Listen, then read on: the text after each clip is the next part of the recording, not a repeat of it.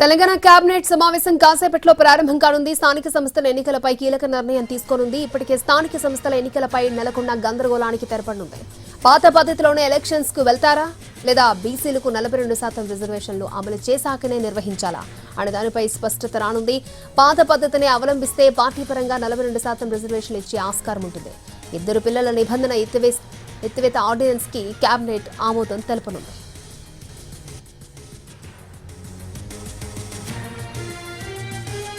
కాసేపట్లో తెలంగాణ కేబినెట్ భేటీ కానుంది. స్థానిక సంస్థల ఎన్నికలపై కీలక నిర్ణయం తీసుకోబోతోంది. మరి ఎటువంటి నిర్ణయం తీసుకోబోతుందనేది తేలాల్సి ఉంది. రైట్, ఇదే అంశానికి సంబంధించి మరిన్ని అప్డేట్స్ అందించడానికి మా ప్రతినిధి సుధీర్ లైవ్ లో సిద్ధంగా ఉన్నారు. సుధీర్,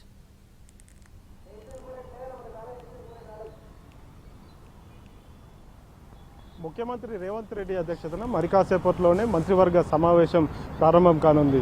చాలా వరకు అంశాలైతే చాలా తక్కువగా ఉన్నట్టు కూడా తెలిసింది. ఎజెండా అంశాల్లో కీలకంగా ఉన్నాయి స్థానిక సంస్థల ఎన్నికలు. అదేవిధంగా ఎన్నికల్లో ఇచ్చే రిజర్వేషన్లు ఏవైతే ఉన్నాయో 42% బీసీలకు రిజర్వేషన్లు అనే అంశం, అది ఇటీవల సుప్రీంకోర్టులో కావచ్చు, హైకోర్టులో కావచ్చు, ఆ విషయంలో తెలంగాణ ప్రభుత్వానికి చుక్కెదురైందని కూడా చెప్పవచ్చు. ఈ నేపథ్యంలోనే 42% బీసీలకు రిజర్వేషన్లు ఇచ్చే అధికారికంగా అంటే ప్రభుత్వ పరంగా ఇవ్వడం సాధ్యం కాదనేది తేలిపోయింది. కాబట్టి ఏం చేయాలి అనే విషయానికి సంబంధించి ఈరోజు కేబినెట్లో చర్చించి ఒక నిర్ణయం తీసుకునే అవకాశం అయితే కనిపిస్తుంది. ముఖ్యంగా 42% బీసీలకు రిజర్వేషన్ అనేది కేవలం పార్టీ పరంగా మాత్రమే సాధ్యమవుతుంది. కాబట్టి ఆ పరంగా ముందుకు వెళ్లాలని చెప్పేసి ప్రాథమికంగా నిర్ణయించినట్టుగా కూడా తెలుస్తుంది. దానికి సంబంధించి ఈరోజు కేబినెట్లో చర్చించి నిర్ణయం తీసుకున్నారు. నవంబర్ 20 తర్వాత స్థానిక సంస్థలకు ఎన్నికలు నిర్వహించాలని చెప్పేసి కూడా భావిస్తున్నారు. ఈ నేపథ్యంలోనే నవంబర్ 11వ తేదీన తెలంగాణలోని జూబ్లీ హిల్స్ కు సంబంధించి ఉప ఎన్నిక జరగబోతుంది. ఆ ఉప ఎన్నికకు సంబంధించిన రిజల్ట్ 14వ తేదీ రాబోతుంది. కాబట్టి ఆ తర్వాత కొంత గ్యాప్ ఉంటుంది.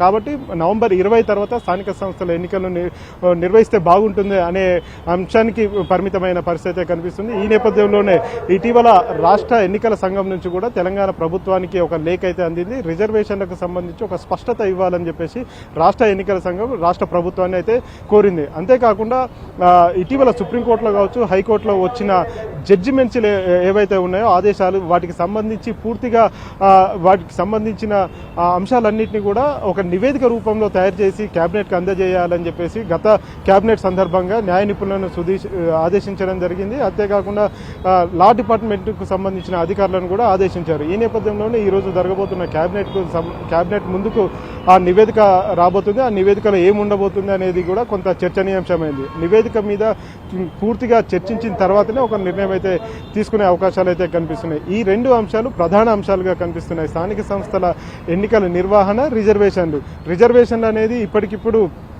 50% మించి ఇచ్చే పరిస్థితి అయితే లేదు. ప్రస్తుతం ఏదైతే పాత పద్ధతి ఏదైతే ఉందో, గత ప్రభుత్వాలు అమలు చేసిన రిజర్వేషన్లు ఏవైతే ఉన్నాయో బీసీలకు 25% రిజర్వేషన్లు, ఎస్సీ ఎస్టీలకు 25%, గతంలో రాజ్యాంగ ప్రకారం ఎస్సీ ఎస్టీలకు 20% రిజర్వేషన్లు పోగా మిగిలిన రిజర్వేషన్లు ఏవైతే ఉన్నాయో అవి బీసీలకు 20%గా ఇస్తారు. మొత్తంగా చూస్తే అది 50% లోబడే ఉంటుంది. కాబట్టి ఎవరికి ఎలాంటి ఇబ్బంది ఉండదు. కాబట్టి ఆ రిజర్వేషన్ కంటిన్యూ చేయాలని చెప్పేసి ప్రాథమికంగా నిర్ధారణకు వచ్చిన పరిస్థితి కనిపిస్తుంది. అయితే వీటితో పాటుగా స్థానిక సంస్థల ఎన్నికల్లో గతంలో 1995 ముందు ముగ్గురు పిల్లల నిబంధన ఉంది. స్థానిక సంస్థల్లో పోటీ చేసే అభ్యర్థులు ఎవరైతే ఉన్నారో వారు ముగ్గురు పిల్లలు అంతకంటే ఎక్కువ కలిగి ఉంటే వారు పోటీకి అనర్హులు అని చెప్పేసి ఒక నిబంధన అయితే ఉంది.